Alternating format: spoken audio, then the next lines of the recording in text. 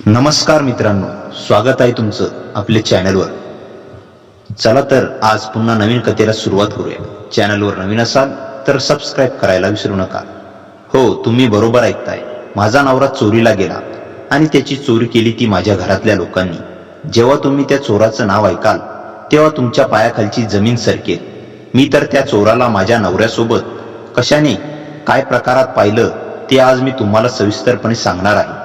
मी कधी विचारही केला नव्हता की माझ्या नवऱ्याची चोरी होईल, आणि तेही माझ्याच घरात. ज्या घरात मी लहानाची मोठी झाली त्याच घराने माझ्याकडून माझा नवरा चोरला. आणि चोरलाच नाही तर त्या व्यक्तीने त्याच्यासोबत ते अप्रत्यक्षपण घालवले ज्यावर बायको म्हणून माझा हक्क होता. मी शालिनी. मी माझ्या घरातील एकुलती एक मुलगी होते. मला एक भाऊ होता. घरात आई बाबा आणि आम्ही भाऊ बहीण असं आमचं 4 जणांचे कुटुंब होतं. आता मी 23 वर्षाचे आहे व दादा 26 वर्षाचा. दादाचं गेल्या वर्षीच लग्न झालं होतं.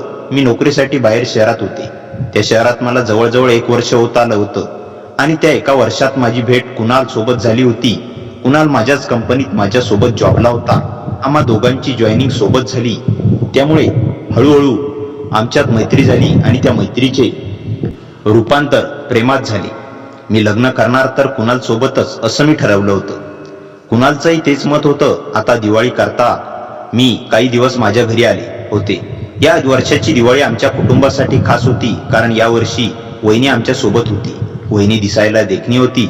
अजून दादा वहिनीचं बाळ नव्हतं. वहिनीने घर अगदी व्यवस्थित सांभाळून घेतलं होतं, परंतु हळूहळू मला दादा आणि वहिनीमध्ये काहीतरी वेगळं जाणवू लागलं. लक्ष्मीपूजन होताच आई बाबा मामाच्या घरी गेले होते. आई दरवर्षी लक्ष्मीपूजन झाल्यानंतर तिच्या माहेरी जायची. दरवेळी माझ्या बाबांनाही मोठ्या आग्रहाने त्यांच्या सासरवाडीत बोलावलं जायचं.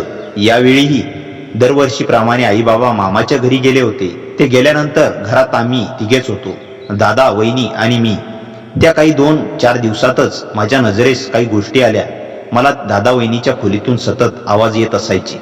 एकदा तर रात्री मी पाणी पिण्यासाठी खोलीतून बाहेर आले तेव्हा मला वहिनी रागातच तिच्या खोलीतून बाहेर येताना दिसली.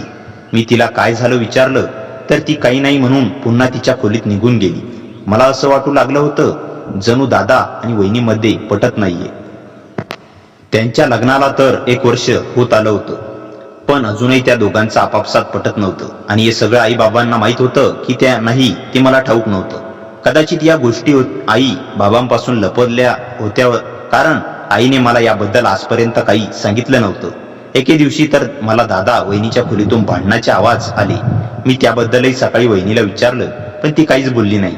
मला वहिनी सतत नाराज दिसायची. असो, त्या दोघांचा आपापसातला विषय होता. त्यांनी मला काही सांगायचं नव्हतं, त्यामुळे मीही पुन्हा पुन्हा वहिनीला काही विचारणं योग्य समजले नाही. पुढच्या 4 दिवसानंतर आई बाबा घरी परत आले होते. घरी आल्यानंतर आई बाबांच्या चेहऱ्यावर एक वेगळाच आनंद होता. त्या दिवशी दुपारी जेवणाच्या वेळेत आई बाबांनी माझ्या लग्नाचा विषय काढला. ते म्हणाले, तुझ्या मामाने तुझ्यासाठी खूप छान स्थळ बघितलं आहे. मुलगा चांगल्या पदावर नोकरीला आहे आणि त्याला त्याचा घरदारही चांगला आहे. तू एकुलती एक सून होणार त्या घरची. बाबांनी माझ्या लग्नाचा विषय काढला तसा माझा चेहरा उतरला, कारण माझ्या मनात तर कुणाल होता. तेव्हा माझा नाराज चेहरा पाहून माझ्या आई बाबांनी मला विचारलं की शालिनी, तुझ्या मनात कोणी आहे का? कारण जेव्हा मुलीच्या मनावर काही घडतं तेव्हाच मुलगी अशा प्रकारे नाराज होती. आणि आता तुझं लग्नाचं वय आहे, त्यामुळे एवढ्यात मला लग्न करायचं नाही असं तर तू आता म्हणू शकत नाही. तेव्हा मी न घाबरता माझ्या मनात जे काही होतं ते आई बाबांना सांगितलं. तेव्हा दादा वहिनी तिथेच होते. मी म्हणाले, आई बाबा, तुम्ही अगदी बरोबर ओळखलत. माझ्या मनात कोणीतरी आहे. त्याचं नाव कुणाल आहे. तो माझ्यासोबत माझ्याच कंपनीत जॉबला आहे. तो आता माझा सिनियर आहे. त्याला माझ्यापेक्षा 2 पट पगार जास्त आहे. तसंच तो या घराला शोभणाराही आहे. मला त्याच्यासोबतच लग्न करायचंय. माझं बोलणं ऐकून काही वेळ वातावरण एकदम शांत झालं. मग बाबा म्हणाले, शालिनी, तू आमची लाडाची मुलगी आहे. तुझ्या मनाविरुद्ध आम्ही काहीच करणार नाही. तू कोणाला घरी भेटायला बोलावून घे. माझ्या दादाचाही मला लव्ह मॅरेजसाठी पूर्ण सपोर्ट होता. घरातील कोणीही मला प्रेमविवाह करता नकार दर्शवला नाही. पण बाबा म्हणाले, शालिनी, अजून तुझा कुणाल आमच्या परीक्षेत पास झालेला नाही. त्याला आमच्या परीक्षेत पास व्हायचं. जर आम्हाला मुलामध्ये जराही कमी जाणवली तर कदाचित आम्ही लग्नाला नकार दर्शवू. त्यावर मी म्हणाले, बाबा, तुम्ही एकदा कुणालला भेटलात ना तर तुम्ही लगेचच त्याला होकार द्याल. तुम्हाला तो नक्की आवडेल. मी बाबांना 100% हमी दिली होती की माझा कुणाल खूप चांगला आहे आणि तुम्हाला तो नक्की आवडेल. मग बाबांशी बोलणं झाल्यावर, घरातल्यांची परवानगी मिळाल्यावर मी कुणालला सगळं काही सांगितलं आणि त्याला माझ्या घरच्यांना भेटायला बोलावून घेतलं. कुणाल 2 दिवसानंतर माझ्या घरी आला होता. त्याचा आदर सत्कार माझ्या घरच्यांनी अगदी छान प्रकारे केला. मी जेवढ्या कॉन्फिडन्सने माझ्या बाबांना बोलले होते की तुम्हाला कुणाल नक्की आवडेल, माझा तो कॉन्फिडन्स अगदी खरा ठरत होता. कुणाल माझ्या घरच्यांना फार आवडला होता. मग लवकरच आमचं लग्न ठरवण्यात आलं. कुणालच्या घरी फक्त त्याची आई होती. घरच्या सगळ्यांच्या संमतीचं आमचं लग्न ठरवलं गेलं. पुढे लग्नाची तयारी सुरू झाली. मग काही दिवस कुणाल माझ्या घरीच थांबला होता. हळूहळू आमच्या लग्नाची शॉपिंग सुरू झाली. अचानक मला घरातील वातावरण बदललेलं वाटू लागलं. जसं की वहिनी व दादांमध्ये आता भांडणं होत नव्हती. त्यांच्या खोलीतून आता भांडणांचे आवाज येत नव्हते. त्या दिवशी मी कुणाल सोबत टेरेसवर बसले होते. तेव्हा मी त्यांना सहज विचारलं की कुणाल, आता आपलं लग्न ठरलंय आणि अजूनही मी तुला तुझी सासरची लोक कशी वाटली याबद्दल काही विचारलं नाही. त्यावर तो म्हणाला, शालिनी, तुझ्या घरचे खूप छान आहेत, खास करून तुझी वहिनी. अच्छा, तुला वहिनीमध्ये असं काही वेगळं दिसलं की ती तुझी पर्सनली माझ्याकडे प्रशंसा करत आहे? त्यावर तो म्हणाला, अगं, खास म्हणजे मला असं म्हणायचंय की त्या घरात प्रत्येकाच्या आवडीनिवडीची किती काळजी घेतात. वहिनी असल्यामुळे तुला घरात एकही काम करण्याची गरज पडत नाही. मग तू लक्की आहेस ना? तुझ्यामुळे मी लक्की आहे, कारण तुझी वहिनी ती माझी वहिनी. त्यामुळे कुणाल माझ्या वहिनीचं माझ्याकडे कौतुक करत होता. ते मी कॅज्युअली घेतलं होतं. त्यावर मी असा वेगळा काही विचार केला नव्हता आणि तेच माझं चुकलं. पुढच्या दिवशी दुपारी जेवणाच्या वेळी वहिनीने सगळ्यांना मशरूमची भाजी वाढली, पण तिने कुणाल ती भाजी वाढली नव्हती. ते पाहून मला थोडा राग आला. मी वहिनीला म्हणाले, वहिनी, तू एवढ्यात कुणालला विसरलीस का? तो या घरचा जावाई आहे, त्याला विसरून कसं चालेल? तू कुणालला मशरूमची भाजी वाढायचं विसरलीस? त्यावर वहिनी म्हणाली, कुणालला मशरूम आवडत नाही, त्यामुळे मी त्याला ते वाढलं नाही. वहिनीचं बोलणं ऐकून मला क्षणभरासाठी धक्का बसला. माझ्या प्रियकराला मशरूम आवडत नाही हे आजपर्यंत मलाही माहीत नव्हतं. मग ते वहिनीला कसं माहीत? त्यावेळी मी तिच्याकडे संशय नजरेने पाहिलं. तेव्हाच ती म्हणाली, बहुतेक मला वाटलं की कुणाल मशरूम आवडत नसतील. कुणाल नावाच्या मुलांना मशरूम आवडत नाही असं मला वाटलं, कारण माझ्या भावाचं नाव कुणालच आहे आणि तोही मशरूम खात नाही. त्यामुळे मी याच विचाराने कुणालला मशरूम वाढले नव्हते. तेव्हा माझ्या बोलण्याने वहिनीने कुणालला मशरूमची भाजी तर वाढली, परंतु त्याने त्या भाजीला तोंडही लावलं नव्हतं. याचा अर्थ खरंच त्याला मशरूमची भाजी आवडायची नाही आणि म्हणूनच त्याने तो खाल्लीही नव्हती. वहिनीने त्यावेळी जोही बहाणा दिला होता तो मला पटला नव्हता. त्यावेळी मी त्याकडे दुर्लक्ष गोष्टीकडे केलं. तो सगळा मी योगायोग समजले, परंतु अजून एक प्रकार माझ्या समोर आला. त्या दिवशी रात्री मला अचानक जाग आली. मी कुणालला भेटायला जाऊ लागले. मी जेव्हा त्याच्या खोलीजवळ आले तेव्हा वहिनी मला कुणालच्या खोलीतून बाहेर येताना दिसली. तिला पाहून मी गडबडले.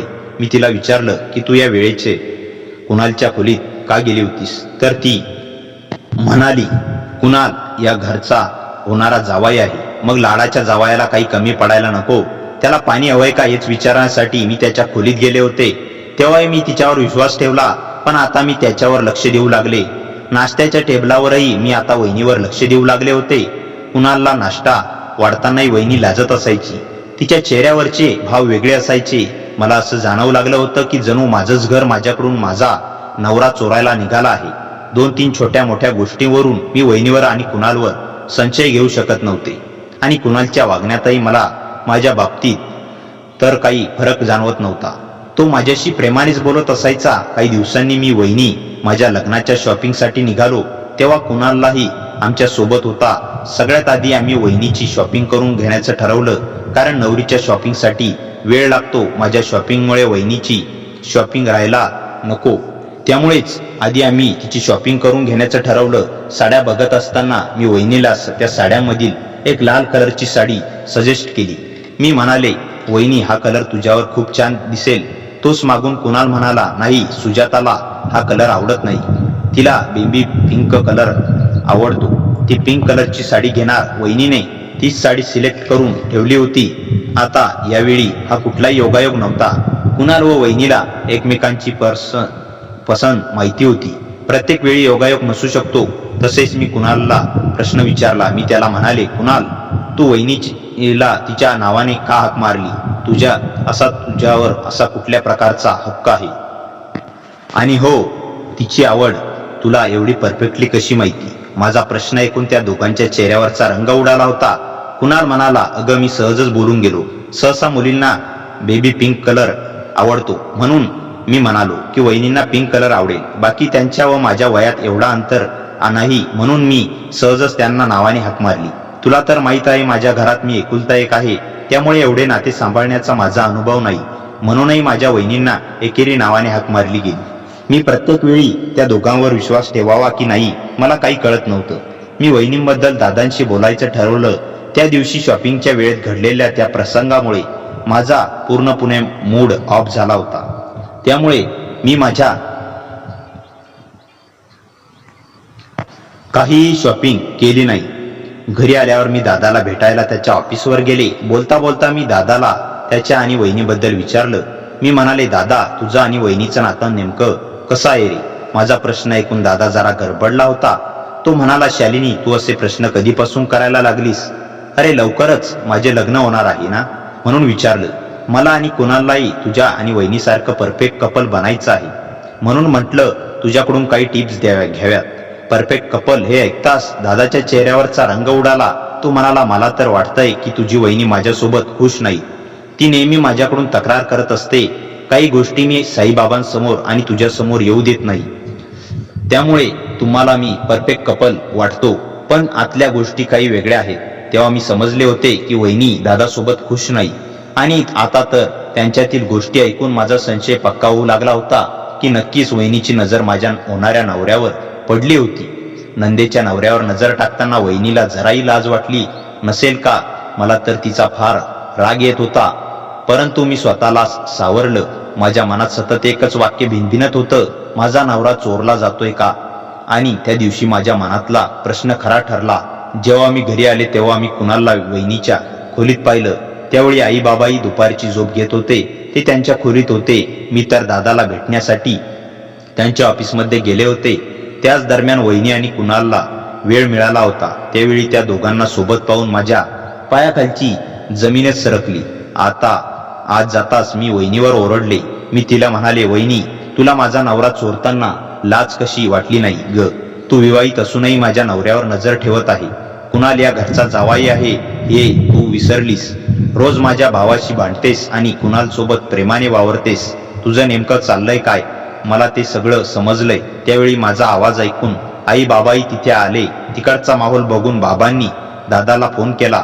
काही वेळात तोही घरी आला. मी दादाला वहिनीचं सगळं वागणं सांगितलं. वहिनी एकसारखी रडत होती आणि कुणालाही माझं बोलणं ऐकून घे असंच म्हणत होता. मी त्या दोघांना एकही चान्स दिला नाही. मी म्हणाले की तुम्हा दोघांचं आपापसात काय चाललंय ते मी समजले, पण मी तुम्हा दोघांना सोडणार नाही. तेव्हा दादाने मला शांत केलं. तो म्हणाला, शालिनी, जरा शांत हो. कुणाल काय बोलत आहे ते मला ऐकू दे. तेव्हा कुणाल बोलू लागला. तो म्हणाला, हो सुजाता आणि मी एकमेकांना ओळखतो. हे खरं आहे. सुजाता व माझी जुनी ओळख आहे. आमचं नातं मैत्रीसारखं आहे. सुजाताच्या बेस्ट फ्रेंड काजल व माझं एकमेकांवर प्रेम होतं. कुणाल पुढे म्हणाला, सुजाता आणि माझी ओळख कॉलेजपासून आहे, पण माझं आणि तिचं तसं काही नव्हतं. मी तिच्या मैत्रिणी काजलवर प्रेम करत होतो आणि सुजाता मला नेहमी मदत करायची. हे ऐकून सगळे काही शांत झाले, पण माझ्या मनातला संशय अजूनही पूर्णपणे गेला नव्हता. मी रागाने म्हणाले, मग हे सगळं लपवायची काय गरज होती? आणि तू तिच्या प्रत्येक आवडीनिवडी इतक्या नीट कशा ओळखतोस? कुणालने खोल श्वास घेतला आणि म्हणाला, कारण काजल आणि माझं ब्रेकअप झाल्यानंतर सुजाता खूप बदलली होती. ती खूप एकटी पडली होती. मी तिच्याशी फक्त एक मित्र म्हणून बोलत होतो, पण लग्नानंतर तिने माझ्याशी कमी संपर्क केला. मला वाटलं होतं की तिच्या आयुष्यात खुश आहे. हे ऐकून सगळ्यांच्या नजरा वहिनीकडे वळल्या. सुजाता रडतच म्हणाली, हो शालिनी, हे सगळं खरं आहे, पण पूर्ण सत्य नाही. तिच्या त्या वाक्याने माझं हृदय जोरात धडधडू लागलं. ती पुढे म्हणाली, काजल आणि कुणालचं ब्रेकअप झालं तेव्हा मला कुणालबद्दल भावना निर्माण झाल्या होत्या, पण मी कधीच त्याला सांगितलं नाही. नंतर माझं लग्न तुझ्या दादाशी झालं मी स्वतःला समजावलं की आता सगळं विसरायचं. पण जेव्हा मी कुणालला पुन्हा पाहिलं तेव्हा जुन्या भावना पुन्हा जाग्या झाल्या. घरात एकदम शांतता पसरली. दादांच्या डोळ्यात पाणी आलं होतं. तो हळू आवाजात म्हणाला, म्हणजे तू कधीच माझ्यावर प्रेम केलं नाहीस? सुजाता काही बोलू शकली नाही. ती फक्त रडत राहिली. मी पूर्णपणे हादरले होते. माझ्या डोळ्यांसमोर सगळं कोसळत होतं. मी कुणालकडे पाहिलं आणि विचारलं, आणि तुझ्या मनात काय आहे? कुणाल माझ्याकडे सरळ बघत म्हणाला, माझ्या मनात फक्त तू आहेस शालिनी. मी सुजाताला फक्त एक मैत्रीण म्हणूनच बघतो. पण मला समजायला हवं होतं की तिच्या मनात अजूनही काहीतरी आहे आणि मला तुझ्यापासून हे सगळं लपवायला नको होतं. माझ्या मनात खूप राग, दुःख आणि सगळं गोंधळ एकत्र होतं. मी काही क्षण शांत बोललो नाही. मग मी शांतपणे म्हणाले, चूक फक्त एकाची नाही, पण विश्वास तुटला आहे आणि एकदा विश्वास तुटला की तो परत जुळवणं खूप कठीण असतं. त्या दिवसानंतर आमच्या घरात सगळं बदललं. दादा आणि सुजाताचं यांचं नातं पूर्णपणे तुटण्याच्या मार्गावर होतं आणि माझं आणि कुणालचं लग्न तेही आता प्रश्नचिन्हात आलं होतं. मी त्या रात्री एकटीच विचार करत बसले होते. खरंच माझा नवरा चोरीला गेला होता का? की मी चुकीच्या लोकांवर विश्वास ठेवला होता? त्या रात्री मी संपूर्ण घर झोपल्यावर एकटीच खिडकीत बसून विचार करत होते. दिवसातून ऐकलेल्या प्रत्येक गोष्टीने माझं डोकं सुन्न झालं होतं. कुणालचं बोलणं ऐकून खरं होतं की तो फक्त मैत्री समजत होता, पण माझ्या वहिनीच्या डोळ्यात वेगळाच भाव. मी इतक्या दिवस बघत होते. माझं मन सतत एकच विचार करत होतं, विश्वास तुटला की नातं टिकत नाही. मग आता मी काय करणार? मी कुणालला फोन केला. तो लगेच खाली हॉलमध्ये आला. त्याच्या चेहऱ्यावर घाबरलेपणा आणि अपराध भाव स्पष्ट दिसत होता. मी शांतपणे म्हणाले, कुणाल, माझं आणि तुझं लग्न ठरलंय, पण आज मी एक गोष्ट जाणली की तुझा भूतकाळ माझ्या भविष्यावर सावली टाकतोय. तो ताबडतोब म्हणाला, शालिनी, मी तुझ्याशी काहीही लपवणार नाही. सुजातासोबत माझं काहीच नाही. मी तुझ्यावरच प्रेम करतो. मी त्याच्या डोळ्यात पाहत म्हणाले, मी तुझ्यावर शंका घेत नाहीये, पण तू तिला थांबवू शकला नाहीस. तू मित्र असल्याचं म्हणालास, पण तिच्या भावना तुला कळल्या नाही की कळूनही तू काही बोललंच नाहीस. कुणाल गप्प बसला. त्याचं मौन माझ्या प्रश्नांचं उत्तर होतं. मी पुढे म्हणाले, माझं आयुष्य मी एखाद्या असुरक्षित नात्यावर बांधू शकत नाही. मला लग्न हवंय, पण शंकेच्या सावलीशिवाय. माझ्या त्या शब्दांनी कुणालला धक्का बसला. तो थरथरत म्हणाला, मग तू काय म्हणत आहेस? मी निर्धाराने म्हणाले, आपलं लग्न सध्या थांबवूया. मला स्वतःला वेळ हवा आहे. हे नातं विश्वासावर उभं राहिलं तरच पुढे जाऊ, नाहीतर दोघांचं आयुष्य अडचणीत येईल. कुणालचा चेहरा उतरला, पण त्याने माझा निर्णय मान्य केला. तो म्हणाला, जर वेळ द्यायची नसेल तर दे, पण मला खात्री आहे तू परत येशील. मी काही बोलले नाही. त्या रात्री दादाही हॉलमध्ये आला होता. त्याने माझं सगळं ऐकलं आणि शांतपणे माझ्या शेजारी बसला. तो म्हणाला, शालिनी, तू बरोबर निर्णय घेतलास. माझं आयुष्य मी खराब केलं, पण तुझं करू नकोस. दादांच्या डोळ्यातलं पाणी पाहून माझा जीव तुटला. त्याने पुढं सांगितलं, सुजाता माझ्यावर प्रेम करत नाही हे मी खूप आधी ओळखलं होतं, पण मला वाटलं होतं की वेळ गेली की सगळं ठीक होईल.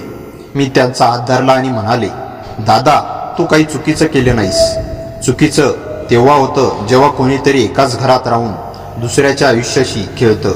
त्याच वेळी वहिनी दाराजवळ उभी रडत होती. ती म्हणाली, शालिनी, माझ्यामुळे तुझं नातं तुटू देऊ नकोस. मी चूक केलीये, पण मी आता तुझ्या आयुष्यापासून लांब राहील. तिच्या शब्दात पश्चाताप होता, पण तिचं वागणं बदलणार की नाही हे मला माहीत नव्हतं. त्या रात्री मी माझा अंतिम निर्णय घेतला, कुणालसोबतचं लग्न थांबवण्याचा आणि स्वतःला वेळ देण्याचा. कारण मला आयुष्यभरासाठी एक सुरक्षित, प्रेमळ आणि विश्वासू नातं हवं होतं. तडजोड नाही. पुढचा दिवस घरात जड शांततेत गेला. कुणाल निघून गेला. दादा आणि सुजाता वेगळे राहू लागले आणि मी स्वतःच्या आयुष्याचा नवा अध्याय सुरू करण्यासाठी तयार होते. पण कुणाल खरंच परत माझ्या आयुष्यात आला का? सुजाता खरंच बदलली का?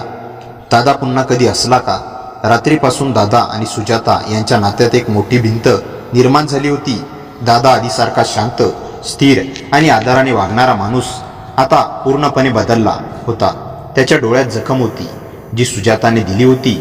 दुसऱ्या दिवशी सकाळी दादा ऑफिसला जायला तयार झाला तेव्हा सुजाता त्याच्या मागे उभी राहून रडत होती. ती हळू आवाजात म्हणाली, कृपया मला एक संधी दे.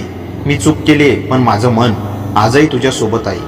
दादा थांबला पण वळून पाहिलं नाही. तो शांत आवाजात म्हणाला, मन माझ्यासोबत नाही सुजाता, नातं तुझ्यासोबत आहे. तेही फक्त समाजापुढे. सुजाताला त्याचा हा शब्द हजार सूर्यांसारखा टोचला. दादा पुढे म्हणाला, जेव्हा मी तुला माझं संपूर्ण आयुष्य दिलं तेव्हा तू दुसऱ्या पुरुषाच्या आठवणीत रमलेली होतीस. मी तुला दोष देत नाही, पण मनावरचा कोणाचा ताबा नसतो, पण नात्यात इमानदारी असायला हवी. हे बोलून दादा निघून गेला. सुजाता दिवसभर रडतच राहिली, पण त्या रडण्याचा पश्चाताप जास्त होता की गमावलेलं प्रेम तिला स्वतःलाही कळत नव्हतं. काही दिवस गेले. दादा तिच्याशी फक्त गरजेपुरतं बोलायचा. त्यांच्यातला उबदारपणा गायब झाला होता. सुजाताचा प्रयत्न करत होती. नाश्ता, जेवण, कपडे, औषधं सगळं ती दादासाठी पूर्वीसारखं नीटनेटकं करत होती. पण दादांच्या मनाची जखम खोल होती. एका दिवशी रात्री दादा घरी उशिरा आला. तो थकलेला आणि खूप निराश दिसत होता. सुजाताने त्याच्यासमोर पाणी ठेवलं तेव्हा दादा पहिल्यांदाच तिला शांतपणे म्हणाला, बस इथे. सुजाता घाबरतच त्याच्या समोर बसली. दादा म्हणाला, मला एक गोष्ट कळली. तू चुकी केलीस, पण तू मला कायमच सोडून जायचा विचार केला नाहीस, आणि माझं काही झालं तरी तू माझी साथ सोडली नाहीस. सुजाता डोळ्यात पाणी आलं. ती म्हणाली, दादा, मी मनाने कमकुवत होते. जुन्या भावनांनी मला फसवलं, पण माझं आयुष्य, माझं घर, माझं नातं सगळं तू आहेस. मी चुकीचे होते, पण मी तुला कधीच धोका दिला नाही. मी कुणालावर प्रेम नाही करत होते, फक्त जुन्या आठवणींना मला चुकीचं वागवलं. दादा थोडा वेळ शांत राहिला. तो म्हणाला, तुला माहीत आहे सुजाता, तू हे बरंच आधीच सांगितलं असतंस तर कदाचित इतकं चांगलं नसतं. नाती तेव्हाच टिकतात जेव्हा आपण चूक मान्य करतो. सुजाता त्यांच्या पायावर बसत रडत म्हणाली, मी तुझ्यासोबतच राहायचंय. मला माझी चूक सुधरवायची आहे. दादाने तिचा हात धरून तिला उभं केलं. तो म्हणाला, चला नवीन सुरुवात करू, पण यावेळी एकमेकांना स्पष्ट सांगून. दोघांच्या डोळ्यातून पाणी वाहत होतं, पण ती पाणी वेदनेचं नव्हे तर नव्या विश्वासाचं होतं. त्या दिवसापासून दादा आणि सुजाता दोघांनी आपापल्या चुका स्वीकारत नवीन नातं तयार केलं. दादा पुन्हा हसायला लागला. सुजाता पुन्हा घरातल्या छोट्या छोट्या गोष्टींनी आनंद देऊ लागली, आणि दोघांचं नातं या वेळेला आधीपेक्षा जास्त मजबूत झालं. सुजाता आता पूर्वीसारखी राहिली नाही. तिने स्वतःला बदललं, जुनं विसरलं आणि नव्या आयुष्याला स्वीकारलं. दादानेही तिला माफ केलं, आणि त्यांची कथा इथून पुढे खराच नव्याने सुरू झाली. दादा आणि सुजाताच्या नव्या नात्याला आता जवळजवळ 6 महिने झाले होते. या 6 महिन्यात दोघांनी एकमेकांना समजून घेण्याचा खूप प्रयत्न केला. त्यांच्या संभाषणात कटुता नव्हती, त्यात प्रेमाची, आदराची आणि विश्वासाची भर पडली होती. दादा आता ऑफिसवरून घरी आला की सुजाता त्यांच्या आवडीचा चहा करून ठेवत असे, आणि दादा सुद्धा तिची छोटीशी काळजी घेत असे. त्यांचं नातं आता रोज नव्याने फुलत होतं. एका दिवशी दादाने ऑफिसमधून लवकर सुट्टी घेतली. घरी आल्यावर त्याने पाहिलं की सुजाता मंदिरात दिवा लावते. तिच्या चेहऱ्यावर शांत आणि समाधानाचा आनंद होता. दादाने तिच्या मागे जाऊन हळूच तिच्या खांद्यावर हात ठेवला. ती वळली आणि तिला पाहून स्मित हास्य करत म्हणाली, आज एवढ्या लवकर? दादा शांतपणे म्हणाला, हो, कारण मला आज तुला एक खास गोष्ट सांगायची आहे. सुजाता थोडी गोंधळली. दादाने तिला सोफ्यावर बसवलं आणि तिचा हात हातात घेत म्हणाला, सुजाता, मी तुला माफ केलंय हे तू जाणतेस, पण फक्त माफी पुरेशी नाही. मला तुझ्यासोबत एक भविष्य बघायचं आहे. आपण दोघं मिळून एक नवीन पान सुरू करायचं आहे. सुजाता डोळ्यात पाणी घेऊन त्याच्याकडे पाहत होती. दादा पुढे म्हणाला, आपल्या घरात आता नवीन पाहुणा आणायची तयारी करूया का? सुजाता थबकली. तिच्या डोळ्यात थरथरता आनंद होता. ती हळू आवाजात म्हणाली, तुला खरंच असं वाटतं? दादा तिच्या कपाळावर हात ठेवत म्हणाला, हो, आपलं नातं आता इतकं मजबूत झालंय की आपण दोघं मिळून आयुष्यात कोणतीही गोष्ट सांभाळू शकतो. सुजाता आनंदाने रडू लागली. त्या दिवशी दोघांनी एका मुलाबाबतचा विचार मनापासून केला. काही महिन्यांनी ईश्वरानेही त्यांचं ऐकलं आणि सुजाता गर्भवती असल्याचं कळलं. घरात आनंदाची लाट पसरली. आई, बाबा, शालिनी सगळेजण खुश होते. दादा तर आकाशात उडत होता. तो तिची एवढी काळजी घेत होता की सुजातालाही कधी वाटायचं, माझं आयुष्य किती बदललंय. 9 महिने अगदी प्रेम, काळजी, हसू आणि छोट्या छोट्या क्षणांनी भरलेलं होतं. शेवटी ती वेळ आली. सुजाताने एका गोंडस मुलाला जन्म दिला. दादाने जेव्हा त्या छोट्या जीवाला आपल्या हातात घेतलं तेव्हा त्याच्या डोळ्यातून पाणी वाहू लागलं. तो म्हणाला, आपलं आयुष्य आता पूर्ण झालं. सुजाताने त्याचा हात धरत हसत उत्तर दिलं, हो दादा, आपल्या दोघांचं नव्या सुरुवातीने आज या छोट्या देवदूताला जन्म दिला. त्या दिवशी सगळ्या गैरसमजावर, चुका, वेदना सगळ्यावर कायमचा पूर्णविराम लागला. दादा आणि सुजाता या दोघांनी जाणलं की नातं तुटू नये म्हणून प्रयत्न करावे लागतात. आणि जेव्हा दोघंही एकमेकांसाठी बदलायला तयार होतात तेव्हा नवं आयुष्य खरोखरच सुंदर होतं. अखेर दादा, सुजाता आणि त्यांचा छोटासा मुलगा या तिघांचं छोटंसं घर हसू, प्रेम आणि शांततेने भरलेलं झालं. आणि अशा प्रकारे एक नातं जे कधीतरी तुटण्याच्या उंबरठ्यावर होतं ते आज सर्वात मजबूत बनलं. हीच कथा त्यांच्या सुंदर कथेची समाधानकारक आणि मन भरून टाकणारी शेवटची ओळ. जे नातं टिकवण्यासाठी प्रयत्न केले जातात त्यांना नशीब देखील साथ देतच. मित्रांनो, कथा कशी वाटली कमेंटमध्ये नक्की सांगा. कथेला जास्तीत जास्त लाईक करा आणि हाईप या बटनावर क्लिक करायला विसरू नका. आपल्या मित्रमैत्रिणींमध्ये शेअर करा. आणि हो, चॅनलवर नवीन असाल तर चॅनलला सबस्क्राईब करायला विसरू नका. भेटूया पुन्हा अशाच इंटरेस्टिंग आणि धमाकेदार कथेसह. तोपर्यंत हसत राहा, खुश राहा. धन्यवाद.